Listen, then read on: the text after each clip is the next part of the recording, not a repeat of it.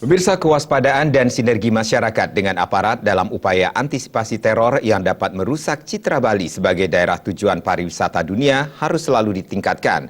Demikian diungkapkan sejumlah tokoh masyarakat ketika menyikapi terjadinya tindakan teror berupa bom bunuh diri di Jakarta.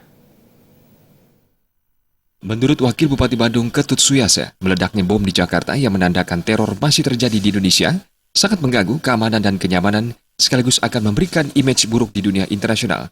Sebagai masyarakat Bali, prioritas dan harapan di sektor pariwisata sebagai penggerak ekonomi dan sektor pariwisata merupakan sektor yang mengandalkan keamanan dalam mewujudkan kenyamanan wisatawan berkunjung.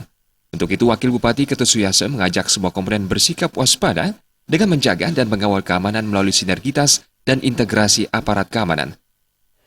Untuk meningkatkan rasa awas waspada kita terhadap hal ini dan khususnya kepada Krama Badung, kepada jajaran komponen masyarakat, baik yang sifatnya struktural formal, yang tradisional, masuk masyarakat, dan elemen-elemen yang lainnya, kita bersatu padu untuk menjaga keamanan wilayah kita.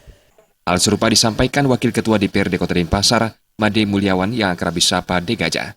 Selain meningkatkan kewaspadaan, pendataan penduduk pendatang mutlak diperlukan sebagai bentuk antisipasi mencegah teror yang ada.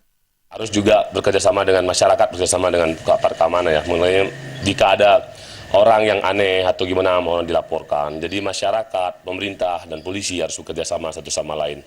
Misalnya kalau di lingkungan sekitarnya ada orang kos-kos yang tidak jelas usungnya, ya itu patut kita waspadai, kita laporkan untuk biar jelas ya. Jadi pendataan penduduk itu sangat penting sekali. Sufiatna dan